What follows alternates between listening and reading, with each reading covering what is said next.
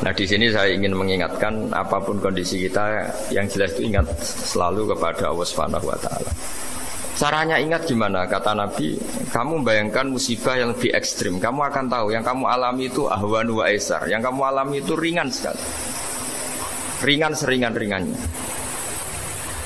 Saya beri contoh ya, kalau Anda belajar, kalau dalam bahasa pondok itu falak, mungkin kalau bahasa umum itu apalah, ilmu apa. Misalnya orang ahli meteor, ahli apalah, ahli perbintangan. Ketakutannya pasti benda langit ini jatuh kemudian menimpa bumi. Nanti kalau Anda ahli geologi itu takutnya bumi ini likuifaksi karena sumber daya alamnya sudah begitu dikeruk, dimanfaatkan. Nanti yang ahli teroris atau yang ahli ekstremis itu takutnya itu ada teroris. Yang ahli sosiologi takutnya Indonesia itu chaos.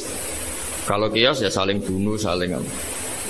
Jadi semuanya ini, ketakutan ini semuanya mengarah terhadap kematian.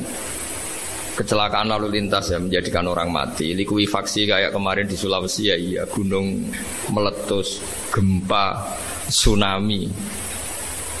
Nah ketakutan yang menjadikan kematian sebenarnya banyak. Kalau baru tsunami aja ya orang takutnya ke tsunami. Nanti kalau ada kematian gempa ya takutnya gempa. Kalau temanya Covid ya takutnya Covid. Terus kalau ada tetangga mati karena ngelindur ya baru gue nak turu hati-hati nggak nak mati ngelindur. Jadi nah masalahnya kan kita tidak tahu, nggak tahunya itu ya tadi takutnya Covid ternyata catatannya itu mati kecelakaan, takutnya kecelakaan ternyata matinya itu ngelindur. Kan kita tidak pernah tahu. Dari tidak pernah tahu itu kemudian agama datang dengan anjuran sudahlah kamu tawakal bahwa semua urusan kamu di tangan Allah Subhanahu wa taala. Inna sholati wa nusuki wa mahyaya wa mamati lillahi rabbil alamin la syarikalah. Yes, ibadah kita, sholat kita, hidup kita, mati kita semua di tangan Allah Subhanahu wa taala. Sehingga dengan berpikir begini ini melihat Covid itu ya kayak melihat potensi kematian yang lain, kayak karena gempa, likuifaksi, kecelakaan, karena ngelindur, karena macam-macam. Kenapa saya membuat atau menyarankan ya supaya orang berpikir demikian, supaya bersyukur bahwa kita ini dihimpit, disekelilingi penyebab kematian tadi. Kalau kita ahli meteorologi mungkin takutnya itu asteroid jatuh, terus kemudian meteor jatuh yang nggak habis digesek oleh sistem alam, terus macam-macam. Yang ahli gempa juga takutnya gempa, yang ahli tsunami takutnya tsunami, yang ahli sosial takutnya Indonesia chaos, kemudian saling apa?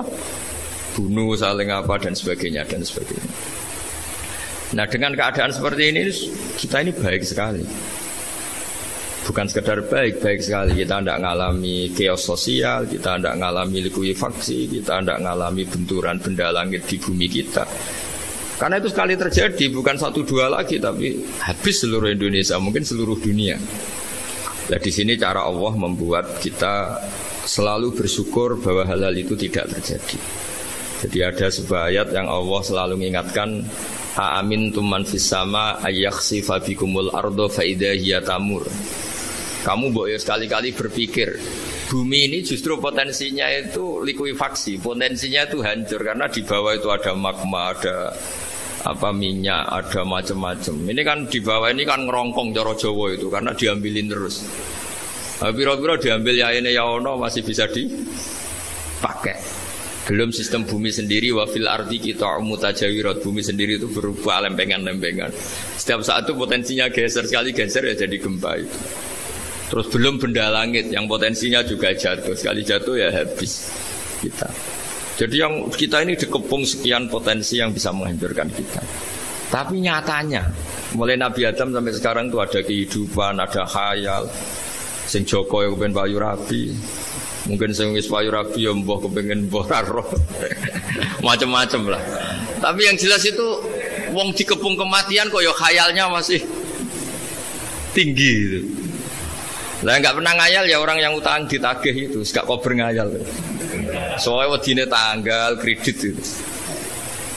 Tapi ini saya cerita supaya orang Indonesia itu ngerti lah bahwa yang ngepung kita itu tidak hanya Covid. Banyak. Makanya orang Arab itu kalau ngendikan itu Wa man lam yamut bisayfi mata bi ghairihi ta'addadatil asbab wal maut wahidu. Karena orang Arab itu kan dulu, Arab sebelum Islam itu kan satu kabilah nyerang kabilah yang lain.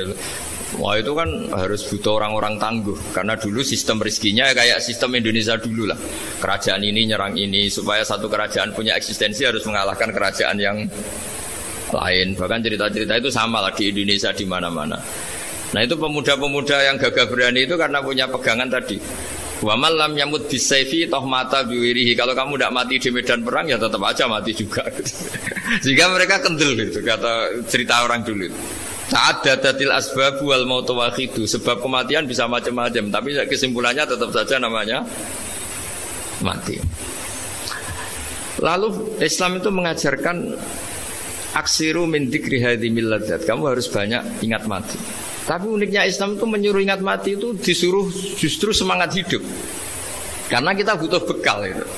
Jadi kalau kamu ingat mati itu jangan terus loyo, terus nunggu takdir mati itu enggak, malah disuruh semangat. Nah, tenaga medis semangat mengobati pasien. Yang pasien juga semangat mensupport dirinya supaya punya keberanian hidup. Orang Jawa nunggoni anak, nunggoni putu. Kalau saya sebagai kiai ya nunggoni santri, nunggoni umat.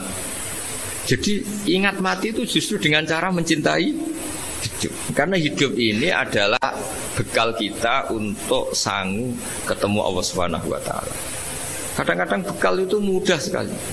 Ada orang nakal gara-gara minumin anjing yang baru haus, sama Allah dimaafkan.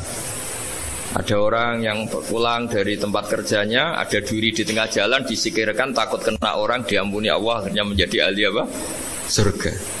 Ada orang yang kerja untuk orang tuanya, kemudian orang tuanya dicukupin menjadi ahli surga. Bahkan ada ahli surga itu ceritanya itu, tapi ini jangan dicoba. Ada orang sudah jelas niat nyon sewu, niat zina, sudah tinggal itu terus mikir dia. Saat itu takut Allah gak jadi, barokahnya gak jadi, langsung dia jadi ahli surga. Sarannya gak jadi loh. Nah ya tidak usah dicoba. Itu kalau keterusan masalah.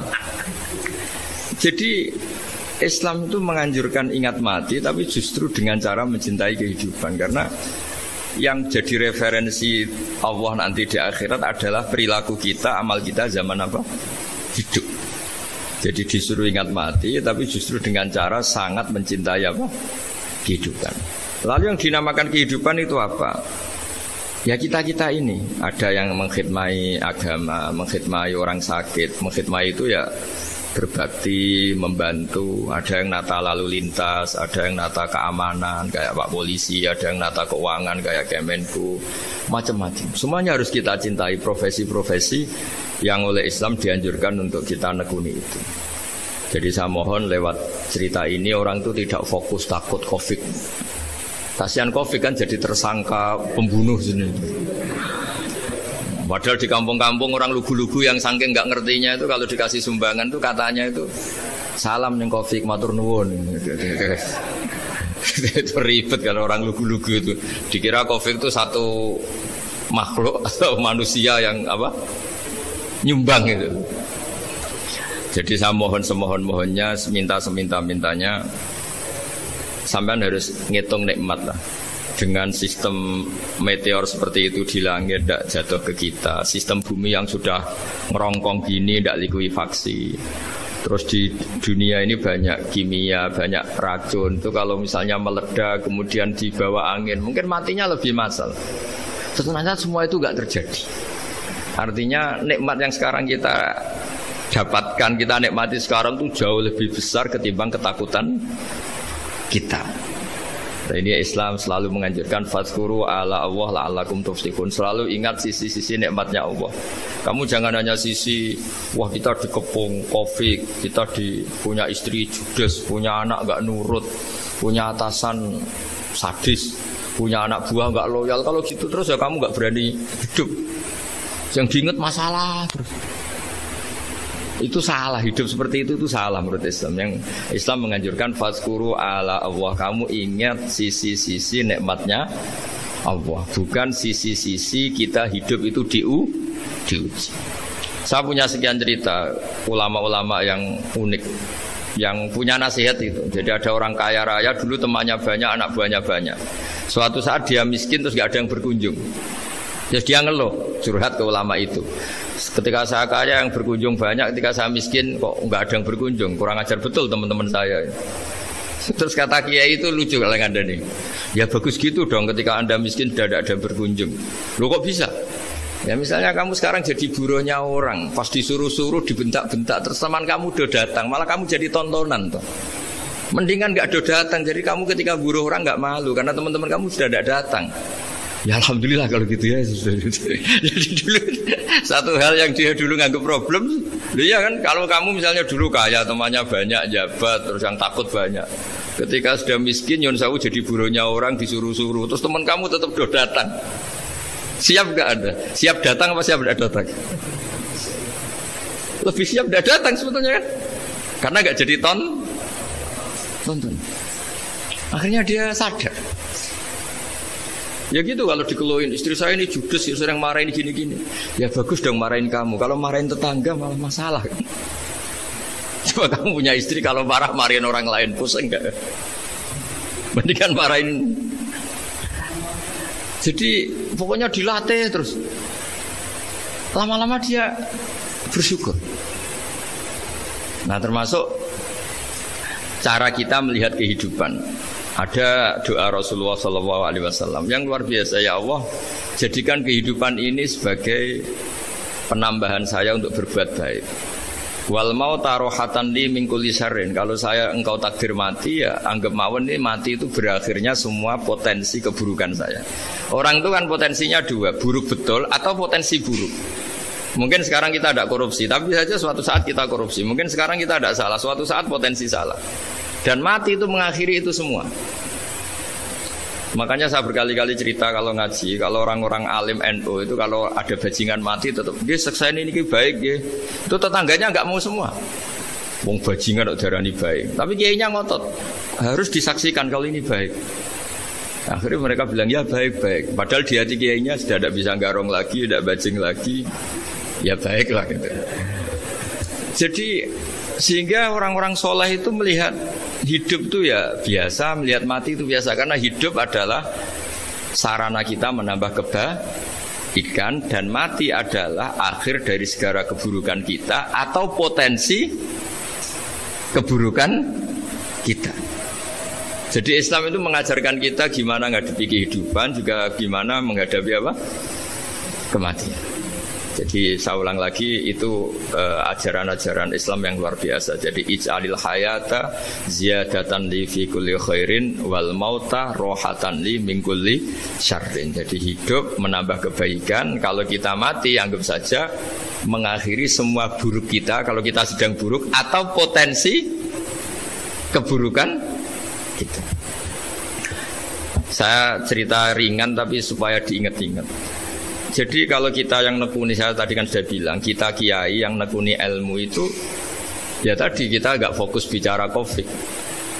Inna Allaha yumsikus samawati wal ardo antazula wala inzalata in amsakahuma min ahadim min ba'di. Kalau kamu ahli meteorologi kan melihat ini jatuh, jumlahnya besarnya sekian. Ini kalau digesek oleh atmosfer paling masih sekian, kayak kemarin Januari kan hujan meteor yang sering kena Lampung kemarin. Terus di mana-mana mesti takut kamu itu. Kalau kamu ahli gempa takutnya itu ya pergeseran lempengan bumi. Kalau kamu ahli tsunami ya takutnya tsunami. Kalau ahli sosiologi ya takutnya chaos sosial ya, sama kamu medis ya takutnya penyakit yang menular, penyakit seperti itu. Oke, kita sekarang fokus menghadapi COVID dan kita selalu berharap supaya Indonesia terbebas dari apa? COVID dan musibah-musibah yang lain. Ya tadi apa gunanya terbebas dari COVID tapi chaos sosial kayak apa terus kita? Sehingga Islam selalu mengajarkan harus disyukuri lah bahwa kita sekarang alhamdulillah kita hidup harmonis. Kita kata Mbah Mun Bhinneka Tunggal Ika itu dingendikakno terus. Terus yang terakhir masalah air. Air itu sumber kehidupan. Di antara Allah mengingatkan kita adalah Qul ara'aitum in asbaha ma'ukum ghoron famayyatikum bima imma'in. Bumi ini kan bawahnya ada magma, terus ada air. Normalnya air itu nggak ada. Secara teori itu normalnya air itu nggak ada karena bumi itu kan kalau ada air kan meresap. Sudah meresap, bawahnya itu ada minyak, ada magma, harusnya air itu tersedot habis. Tapi orang saking angkuhnya, saking cueknya, ngira air itu malah potensinya itu abadi. Sebetulnya kalau menurut teori alam, air itu gampang hilang kan, diletakkan di bumi, ya bumi itu meresap. Nanti bawahnya itu ada minyak, ada sebagian ada magma, ada macam-macam lah. Jadi potensi air itu harusnya nggak ada malah kalau melihat sistem itu. Tapi karena Allah saking rahmannya, air ini dijaga sedemikian rupa tetap ada. Kalau melihat sistemnya kan normalnya malah gak ada. Makanya Allah selalu mengingatkan, in asbaha ma'ukum ghauran. Suatu saat air yang kamu pakai, yang jadi sumber kehidupan itu bisa saja tahu-tahu hilang. Mungkin tersedot oleh panas bumi atau corong Jawa niku nyeresep entek atau gimana lah cara Allah menghilangkan. Famay ya'tikum bima imma'in. Lalu siapa yang bisa mendatangkan air itu lagi? Ini kata para hafidh, ini yang kata guru-guru ya, termasuk yang dikatakan Pak Mukhtar ini. Nanti orang harus menghentikan menjawab Allahu Rabbul Alamin. Hanya Allah sendiri yang bisa mengatur air ini selalu ada. Ya, coba kalau kamu pikirkan air kamu sokkan di bumi kan mesti langsung hilang, meresap ke bumi. Bumi ada bawahnya lagi, ada bawahnya lagi. Dan mungkin bukan yang paling bawah, mungkin tomak, harusnya itu nggak ada. Tapi Allah saking sayangnya mengatur sistem, air itu ada dan tersedia. Tapi ketika orang terlalu cuek dan angkuh, sampai lupa syukur tersedianya apa? Air itu Allah mengingatkan, disuruh bayangkan, kul aro'aitum, coba bayangkan kalau in asbaha ma'ukum ghauran. Tadi kan ada khataman ya, saya ikut, terima kasih. Bayangkan kalau air suatu saat itu ghauran menjadi hilang. Famay ya'tikum bima imma'in. Jadi saya tidak bisa spesifik memberi nasihat tentang COVID karena ya tadi yang bisa membunuh kita ini banyak.